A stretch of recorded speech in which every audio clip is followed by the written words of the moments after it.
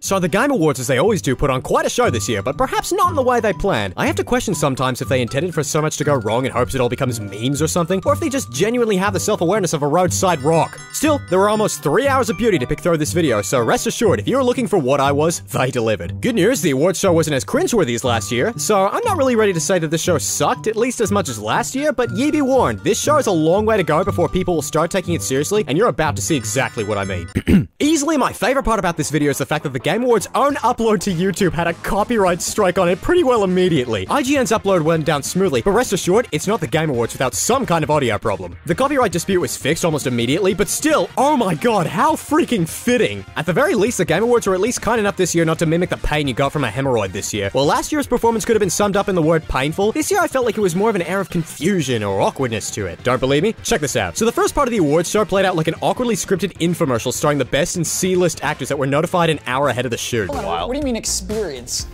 Dude, what are you showing us? You'll have to tune in to see.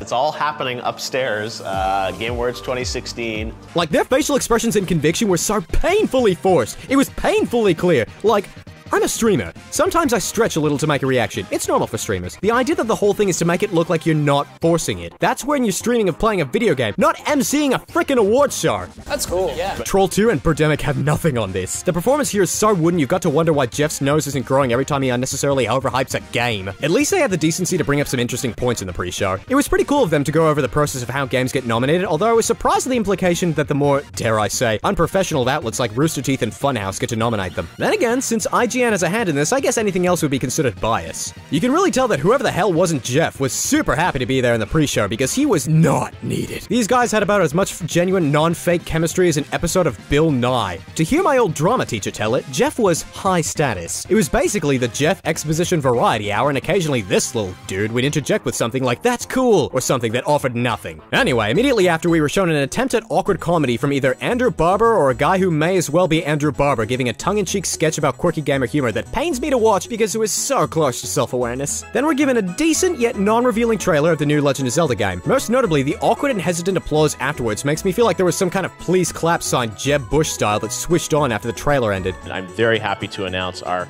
first award recipient of the night. Oh, goody, they're doing the same thing this year. The first thing I took from Jeff announcing the first award of the night was that the award show would be as hastily run through as last year's. Yay. You know, something that started off as a good concept that was ruined by poor planning and a tone-deaf approach to its audience. How fitting that I noticed this right as they gave the award for mobile game to Pokemon Go. Now, I joke about people being scripted, but holy cow, dude. We're grateful that we've been given the opportunity to inspire so many people to get off the couch and head outside to explore the world around them. Check out Jeff's sudden mood drop about halfway through when he realizes, oh no, I invited this awkward scene to happen. Now I just gotta find the legendary Pokemon right here, alright. How is that even a joke?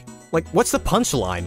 Other than the fact that you actually gave the award for a well-made mobile game to Niantic. 2 awards already. The first time I heard this, I had to go back because I swear, Jeff casually mentioned it also wins Best Family Game in like 3 seconds. Last year, Family Game had at least some fanfare to it, and also sang its praises. Could you have at least had some sort of title card saying the game won an award or something? Did you guys have a lower budget this year? Oh no, wait, there it is. I just missed it because it lasted under 5 seconds, and the text that said what awards it won lasted under 3. I get that we get information faster in this day and age, but I also think I'm not alone in saying if you can miss a title card because you sneezed, maybe the title card should be a little bit longer, especially considering it wasn't obscuring anything important. So, not to be a jerk, but why is Niantic still here? Now you're blabbering on about Rocket League, and they look as uncomfortable as I feel. So, if you're anything like me, you're wondering why East European Martin Freeman over here wasn't announced at the same time as Randy Pitchford. Normally, that's bad show. It turns out, however, that not only was Randy wanting to keep up the suspense until he announced that Gearbox is now publishing, he also wanted to allow this little fella, whose name turns out to be Sebastian, enough time to run the lines over in his head because, whoo! So I'm here to announce Bulletstorm full clip. Full clip. Yes. This is an over-the-top first-person shooter. Skill shot, combos. No disrespect to Sebastian, given he's native to Poland, so why the heck would he be able to speak such an irrelevant language such as English? At the same time, I feel like some subtitles may have been wise here. His ability to pronounce key words in what he's saying was matched only by his ability to rev up the crowd, so much so that when Randy took over, I have no doubt the audience had no clue what they were cheering for. When I later looked up Game Awards Sebastian on Google, I was saddened to discover he wasn't a meme yet. You guys are slacking. We've got tons of awards in the show, but we do want to recognize everyone in the right way. Then how about you reward them all in the show and not make the title cards last 2 seconds? seconds, Jeffy boy. So Street Fighter V wins Best Fighting Game, and I blinked so I never noticed a title card, and Res Infinite won Best VR Game. Two games I never played, so I'm not commenting on it. What I can and will comment on is the award for Most Anticipated Game, a category whose existence is so confusing, even Sebastian couldn't articulate a reason for its existence. I said it last year, and I'll say it again. It's so mind-bendingly stupid when you have a category at an award show that is dedicated to games that don't exist yet. Like, why does this one get a trophy? What if it's a flop? This isn't game design, this is whichever billion-dollar company can fool the most people into believing its game will be god tier. If publishing schedules were any different, No Man's Sky would have had a huge chance at winning this award. No Man's Sky. Sit and think about that for a second. The great disappointment known as No Man's Sky could have won a Game Awards award. That's when you know that something's wrong here. Our industry icon this year will be the one and only Hideo Kojima. Okay, so why the heck are you telling us this? I feel like this is a 90s movie trailer where they reveal the whole plot. Why tell us who's winning this award and what the entire show will look like down to a T? I get the whole, this band is performing thing if you want to see that happen, but telling us literally who wins what presumably is an award is kind of stupid. When Jeff laughs mid-sentence, it means he knows something we don't. Well, at least Kojima could make it this year, even though he apparently didn't tell Jeff he could. Is he there? Mr. Kojima, are you here? Thank you so much for watching. That's the smile of a man who's dead inside. Where's this guy's confidence? Where's his swagger? Somebody bring back Sebastian. Sometimes there's so much uncertainty in the world.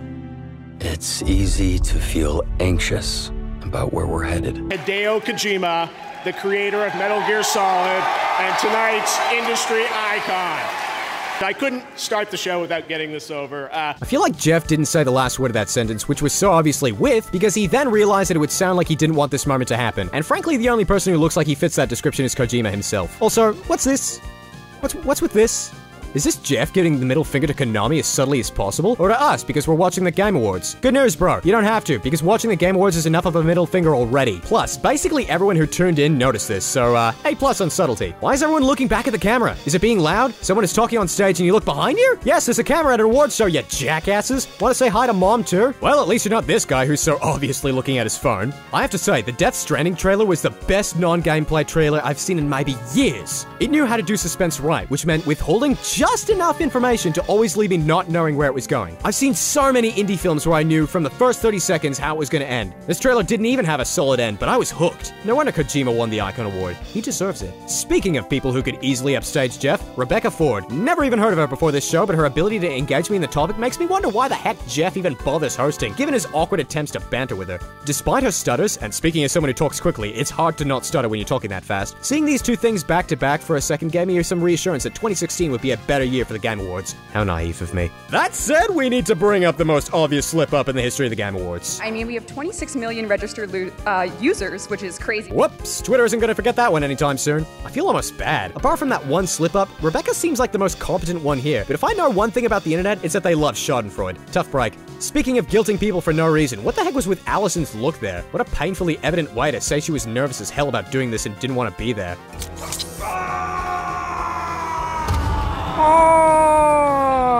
Do I even need to make fun of the Assassin's Creed trailer? What? Everyone already is? Alright, cool. I'll just point out how Jeff looked right when they cut back to him. Kinda looks like that look your dad gives you when you walk back into the kitchen right after he finished having an argument with your mom. Like, seriously, above all else, this guy looks tired. If you're organizing the show, dude, please just find another MC. We'll still know it's your show in our heart of hearts. This is just shaving months off your life, and we can all see it on your face, man. Run the Jewels is pretty good, but as usual, the Game Awards need to screw up something. It's like a quota. With this event, the mic feed from Killer Mike seemed eerily quiet. Maybe it was to combat his naturally loud voice, but it still was really noticeable. Speaking of noticeable, the swearing in this show. RTJ3 motherfuckers. Wow. This is like night and day when you look at the show last year and that gush from good old Westwood. Also, question time, please. Which demographic was this serving? Is this your idea of getting people to take gaming seriously, associating it with the hood? Noticeably few people were bopping to this beat and it was pretty dang noticeable. I'm a Killer Mike fan myself, but few gamers are, particularly those at home. To hear my good photogenic friend say it, quote, it was like, why are you there? It was so awkward. And you know what? Outside of my personal taste, I can see that. If you've never heard of these guys before, out of context, picture this, I'm a bag of dicks. Definitely sounds questionable. While the voice actor trio came the closest thus far to getting a few chuckles out of me, it pretty well confirmed in my mind that any attempts at quote humor unquote trademark had to be more forced than a 20-pound birth. Best art direction. As you all know, this award is important to me. This year wasn't really an embarrassing pile of old laundry like last year, but a few of the nominees had a weirdly similar cute style of graphics. The whole don't use black lines and just make it cartoony enough to not look like realism. It got old kinda quickly. Admittedly, Inside, which won, was the best use of that art style, especially with the juxtaposition of the bleak atmosphere, but to be honest, I felt like Uncharted 4 deserved the title. Uncharted 4 gave us exactly what I was talking about last year when I said art direction meant more than realism. It took realism and expanded on it with breathtaking spectacles and great use of color that stayed vivid and fresh, way more than something like Arkham Knight or Metal Gear Solid. But hey, Inside was an indie game, so root for the underdog, I guess. And in case you forgot it was indie, don't worry. Inside also wins Best Independent Game. Again, in an award show that seems kinda disingenuous, but whatever, announce a second award as if it were nothing. Who even cares what the other nominees were, right? Nobody needs to even know what the other best indie titles were of the year. After all, so many people know about all of them. That's what independent means, right? Oh wait, it means the opposite. Side note, I'd love to see a sitcom starring this guy and Sebastian. Like, I would bankroll that. Remember that if you're narrating the Game Awards, you can't afford to screw up or stumble, or I'll mock you for it forever. And speaking of... Coming up. A teehee. Oh good, it's Tweedledee again, back again, making a solo debut after playing second fiddle to a guy who got upstaged by a Warframe rep. There's so much that's laughable about this show that at this point I don't even know where to begin. I'm sorry, what the fuck? I make it a point to rarely ever swear during Tweed's Guide, but I draw the line here. Why is there a giant razor man? How is this guy still so awkward? Who's that? What is this? Why is this?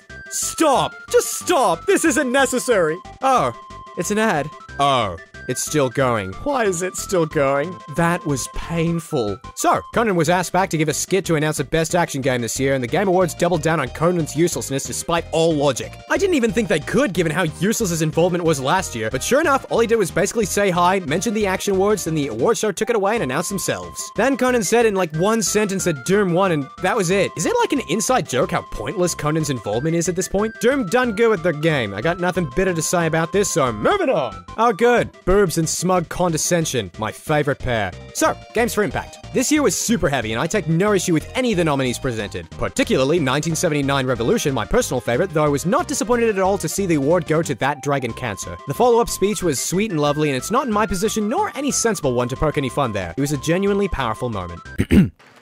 Wow.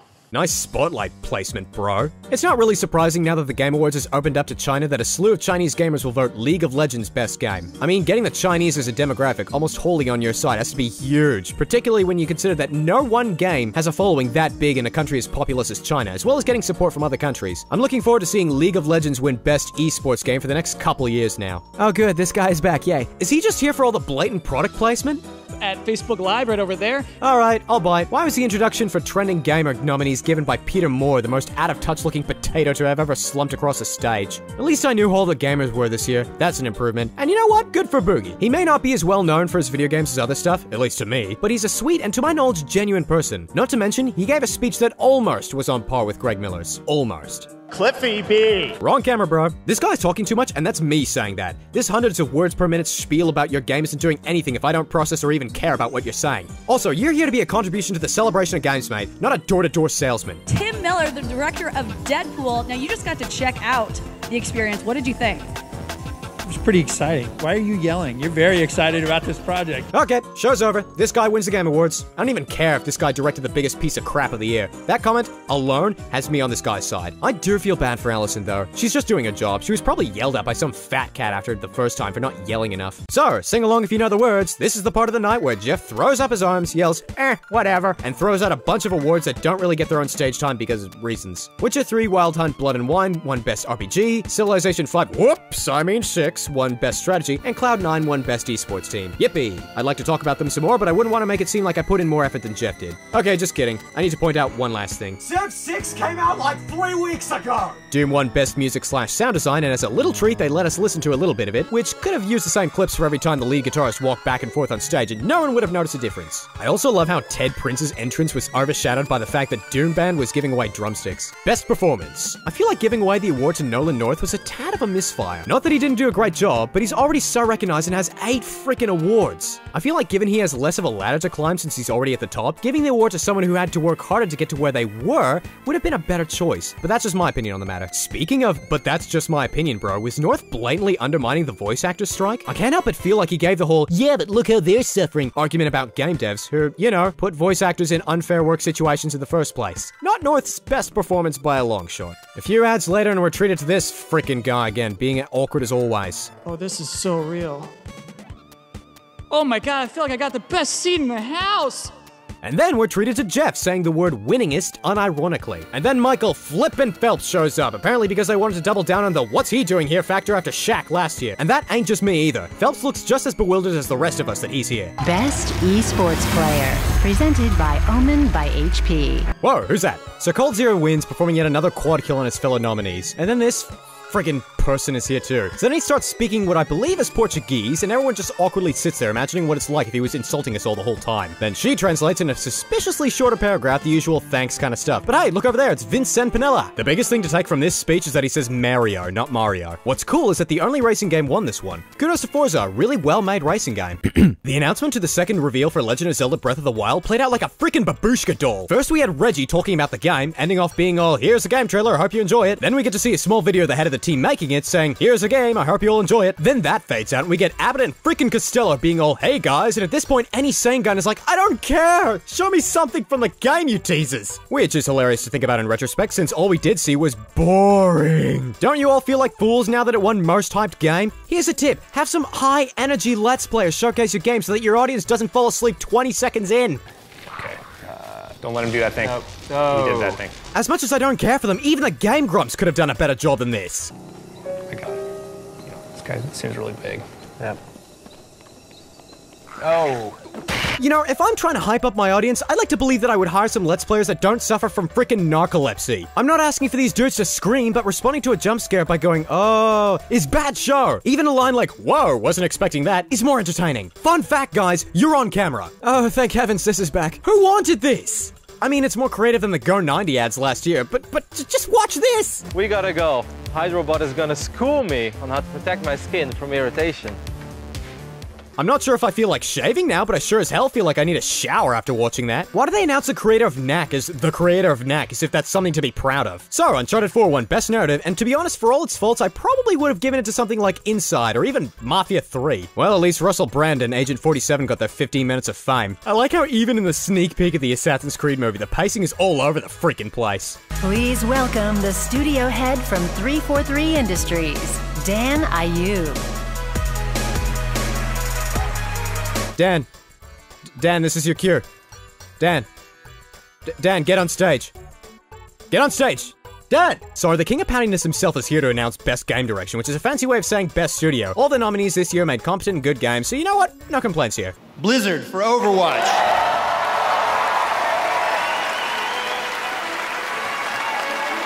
Overwatch also wins Best Multiplayer and Best Esports Game. I take issue with that though. 3 at once. That's 8 nominees that'll never see the light of day. Also, I guess Chinese gamers aren't as much of a force to be reckoned with as I thought, seeing that Overwatch won Best Esports Game. And you know what? I'm glad. I love TF2. It's great seeing it win so many awards this year, even if it's under a different name. We love our Twitch audience. Keep them out for Harambe, always. You just couldn't help yourself, could you? Not even the Game Awards are safe from this tired old freaking meme. What is this? Why is this? This year's Game Awards feel like a weird mix of cringe and quirk, both equally unnecessary. Forget the translators, I feel like I need someone beside me explaining everything that's happening on screen to me so I can be sure I'm not the only one freaking seeing this. Where's Sebastian when you need him? 'Twas the night before Black Friday, when all through the mall, the biters lurked stiffly, 10,000 in all. Use a better audio mixer next time, broski. This trailer sounds tinned as all hell. So, Black Beatles plays, nothing bad to say here, blah blah blah. Best Action Adventure Game. Wait, wasn't this already a thing? You know, with Conan and Doom winning and...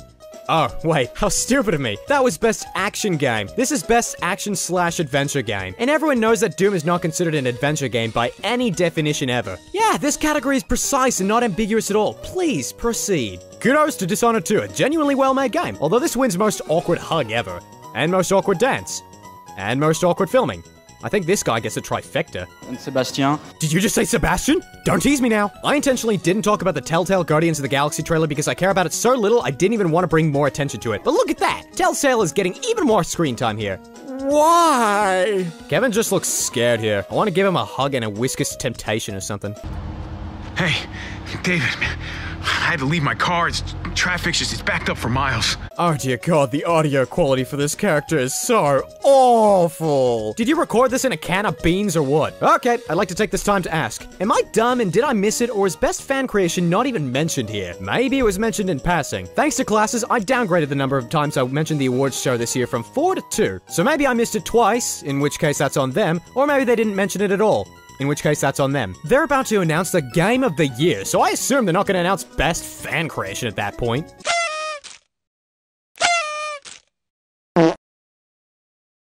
So, here goes, Game of the Year. And hey, there's no dude running around the stage on camera. Good job, Game Awards, you're improving this year. The one I was most surprised about was Titanfall 2, simply because of how quiet its reception was due to its release time, but it still was a good picker for Game of the Year. A great example of taking a good concept and driving it further. Doom? Hell yes. A great example of a game that's all about the adrenaline and experience while still being technically adept. Inside, I'm all for it. A beautifully made, artistically superior game that knows when to withhold and when to engage. Overwatch? Okay. Nothing against it, and it's a competent eSports game, so this is probably personal bias more than anything. Uncharted 4, once again, yes. Artistically impressive, technically well made. For the first time, any pick from this list wouldn't upset me.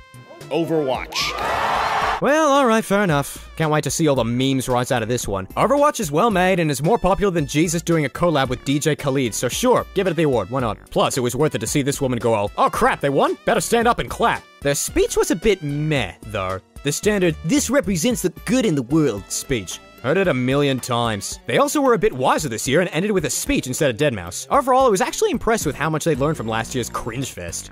So, the Game Awards gave us another attempt at the whole, look at me, daddy, I'm a grown-up now. And lucky for us gamers, it's graduated from the child stage where actual grown-ups shake their heads and laugh at us. Unfortunately, this means it's in the awkward teen years where anybody who doesn't know them too well averts their eyes. But hey, at least it means they're growing. I give this event a hard time every year, but I gotta imagine it's hell to set up and the 7th level to execute. And for what it's worth, I enjoyed this year more than last year. It really says something that an event that concerns a huge social group known as gamers can unite everyone from the kids to the adults, the adept gamers to the idiots, and everyone in between. But do me a favor. If you're gonna keep the Game Awards going next year, for the love of God, remove this. Remove this. Remove this.